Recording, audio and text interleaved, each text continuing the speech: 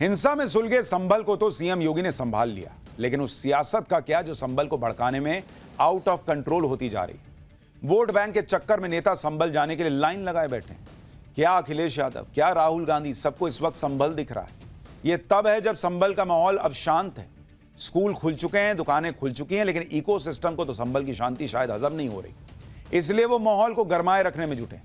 लेकिन उनकी यह राजनीति संभल पर चलेगी नहीं, क्योंकि संभल के पत्थरबाजों और गोलीकांड का ऐसा सच सामने आ गया जो सबको हिला कर रख देगा। आज हम इसको बारे में आपको विस्तार से बताएंगे, लेकिन पहले देख लीजिए कि अब जब संभल में सब कंट्रोल में है तो किस तरह से राजनीति हो रही है। अखिलेश यादव संभल जाने के लिए बेचैन है। अखिलेश यादव खुद कह रहे हैं कि वो हर हाल में संभल पहुंचेंगे। उधर खबर है कि राहुल गांधी भी संभल जाने की तैयारी कर चुके हैं। अखिलेश की बेचैनी तो समझ में भी आती है। संभल हिंसा में उनके सांसद जियाउर रहमान बर्क और इलाके के विधायक इकबाल महमूद के बेटे पर शिकंजा कसता दिख रहा है। दोनों पुलिस के रडार पर आ चुके हैं। इन दोनों पर क्या आरोप हैं और संभल हिंसा की साजिश में इन दोनों का क्या कनेक्शन सामने आ रहा है, उसके बारे में आगे बताऊंगा। पहले अखिलेश यादव को सुनिए, जो योगी सरकार पर उन्हें और उनकी पार्टी के नेताओं को संभल जाने से रोकने का आरोप लगा रहे। विपक्ष न जाए वहां पर जो लोग परेशानी और तकलीफ में हैं उनकी बात न सुन पाए, इसलिए इंटरनेट बंद है, वहां पर कोई जा नहीं सकता है। हमारे दो लीडर ऑपोजिशन हैं, दोनों हाउस के, दोनों जाना चाहते हैं आज, लेकिन दोनों को जाने की परमिशन नहीं दे रहे हैं।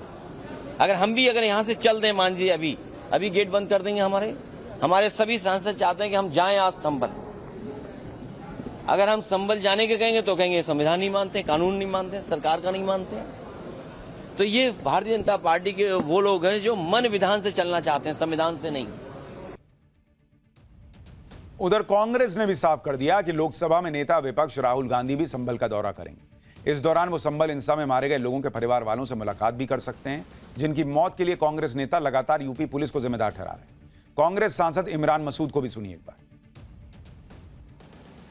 ये पुलिस ने गोली मारी है और सीधे गोली मारी है। पुलिस ने सीधे गोली मारी है। गोली मारने के सारे वीडियो फुटेजेस हैं। इस तरह से कर करके गोली पुलिस के अंदर मार रहा है। दिखाई दे रहा है कि पुलिस सीधे गोली मार रही है। सर पे गोली लग रही है, छाती पर गोली लग रही है। पुलिस की गोली से नहीं मारे गए हैं। ये आपसी लड़ाई विधायक और सांसदों की आपसी लड़ाई। नहीं, गोली पे पुलिस लिखा हुआ है और नॉन पुलिस लिखा हुआ है। क्या गोली पे पुलिस और नॉन पुलिस नहीं लिखा हुआ है। सर पे गोली लगी है, सीने पर गोली लगी है, बिना फॉरेंसिक जांच किए सारे के सारे तो ये अपना भी दिए जा रहे हैं।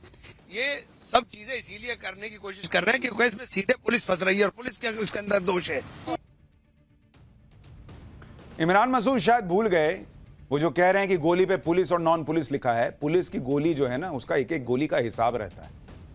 जिन्हें गोली लगी वो कहा जा रहा है कि भाई वो देसी कट्टों की गोली थी, पुलिस देसी कट्टा लेके आई थी क्या। संभल पर जो नेता राजनीति कर रहे हैं वो पत्थरबाजों को क्यों कुछ नहीं कह रहे, वो दंगाइयों को कुछ क्यों नहीं कह रहे भाई, जिन्होंने पुलिस पर हमला शुरू किया। संभल हिंसा का एक नया वीडियो सामने आया है जिसमें पत्थरबाजों और दंगाइयों का सच दिखता है। यह संभल में 24 नवंबर को हिंसा की सबसे लेटेस्ट तस्वीर आपको दिखा रहा हूं, जिसमें भीड़ के बीच एक शख्स हाथ में बंदूक पकड़े नजर आ रहा है। कोई इमरान मसूद से पूछे कि यह बंदूक पुलिस ने थमाई है क्या इसको। यही नहीं, भीड़ में शामिल लोग वहां लगे सीसीटीवी कैमरों को भी तोड़ते दिख रहे हैं। अब इस तस्वीर को देखिए, संभल की शाही जामा मस्जिद के पास जुटी पत्थरबाजों की भीड़ किस तरह बेखौफ होकर पुलिस पर पथराव कर रही है। अब पुलिस ने इस वीडियो में नजर आ रहे पत्थरबाजों की लिस्ट बनाई है भाई। ये योगी की पुलिस छोड़ेगी नहीं और उनके खिलाफ कार्रवाई शुरू कर दी। और अगर इतनी ईमानदारी से काम कर रहे थे तो सीसीटीवी क्यों तोड़ रहे थे, बंदूक चलाने की नौबत क्यों आ गई तुमको। और पुलिस क्या यही पत्थर खाने और गोली खाने के लिए बैठी है। संभल में पुलिस पर हुई पत्थरबाजी की एक और तस्वीर देखिए, किस तरह पत्थरों की बौछार से बचने के लिए पुलिस वालों को पीछे हटना पड़ रहा। आप ये देखिए क्या हालत हो गई। और चूंकि इनको अपना वोट बैंक समझ में आ रहा है तो इनको लग रहा है पुलिस को वहां पे वो पत्थर खाते रहना चाहिए। देखिए जरा।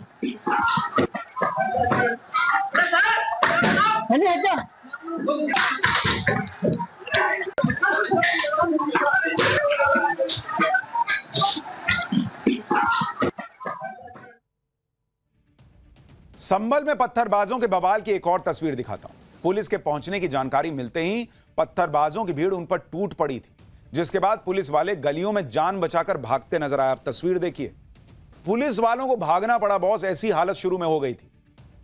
और उसके बावजूद इन दंगाइयों से सवाल पूछने के बजाय कहा जा रहा है कि पुलिस वहां क्या कर रही थी। एक और तस्वीर देखिए, दावा किया जा रहा है कि यह बवाल होने से ठीक पहले की तस्वीर है। तस्वीर में मस्जिद के पास वाली गली में पत्थरबाजों की भीड़ जुटी हुई नजर आ रही। इसके बाद ही इन पत्थरबाजों ने अलग अलग गलियों में पुलिस के खिलाफ मोर्चा खोल दिया। उसके बाद जो हुआ उसका सच अब धीरे धीरे सामने आ रहा है। इतनी भीड़ अचानक कहां से आ गई भाई? सर्वे टीम पहुंची, कहा जा रहा है कि किसी को पता नहीं था सर्वे होना है, तो सर्वे टीम के पहुंचते इतनी भीड़ पहुंच गई, इतने पत्थर पहुंच गए।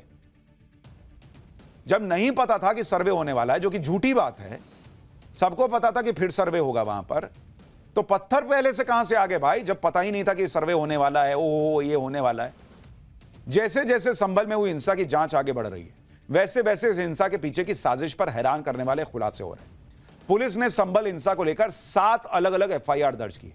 एफआईआर में संभल में भड़की हिंसा को सोची समझी साजिश और प्री प्लान्ड बताया गया है। जो अखिलेश यादव संभल के मामले में इतनी राजनीति कर रहे हैं, खुद उनके सांसद का नाम इस हिंसा में आ रहा है, खुद अखिलेश के विधायक के बेटे का नाम माहौल बिगाड़ने में आ रहा है। एफआईआर में संभल से समाजवादी पार्टी के सांसद जियाउर रहमान बर्क को आरोपी नंबर 1 बनाया गया है, नंबर 1, जबकि इलाके से समाजवादी पार्टी के विधायक के बेटे सुहेल इकबाल को आरोपी नंबर 2 बनाया गया है। इन दोनों के अलावा 2700 से ज्यादा लोगों को भी एफआईआर में आरोपी बनाया गया है। संभल हिंसा को लेकर दर्ज एफआईआर के मुताबिक घटना के दिन मस्जिद में सर्वे रोकने के लिए उपद्रवियों की भीड़ घातक हथियारों से लैस होकर पहुंची थी।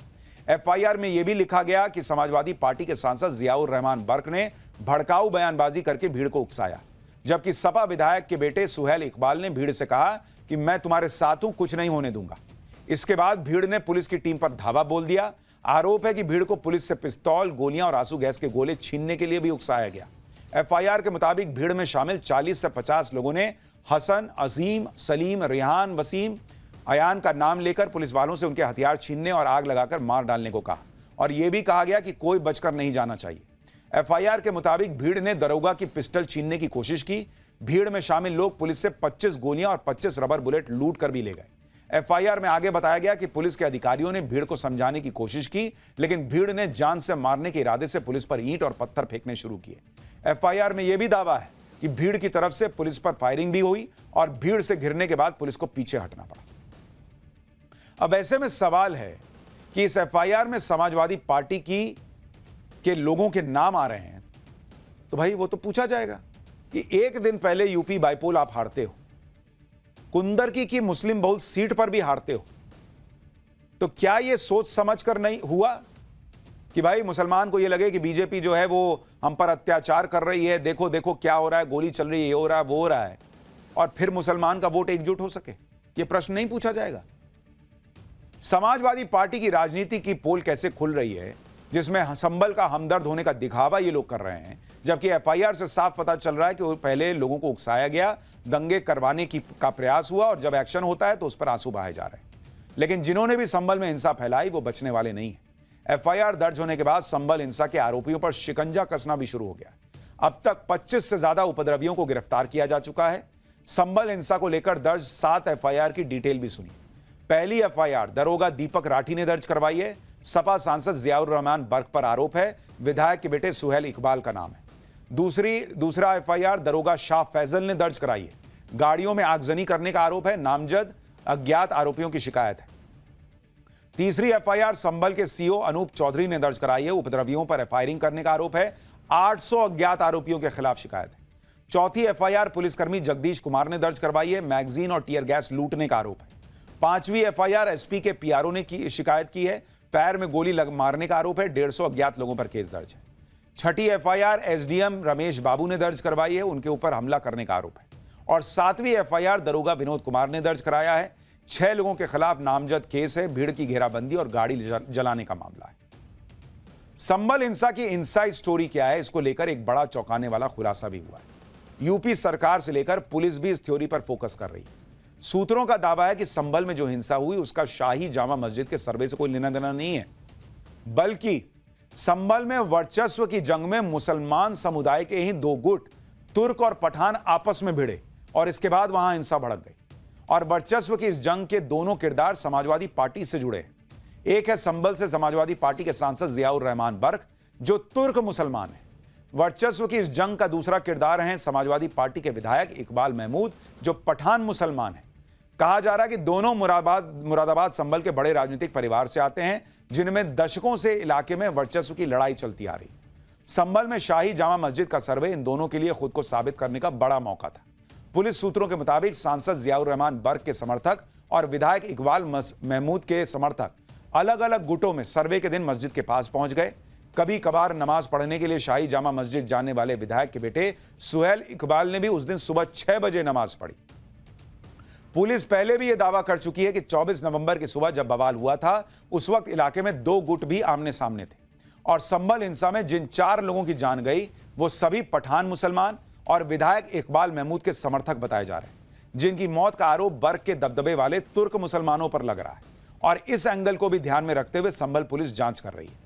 अब तक जांच और पोस्टमार्टम रिपोर्ट के हवाले से यह भी दावा किया जा रहा है कि हिंसा में मारे गए 4 लोगों को इतने करीब से गोली मारी गई कि गोली शरीर को चीरते हुए पार चली गई।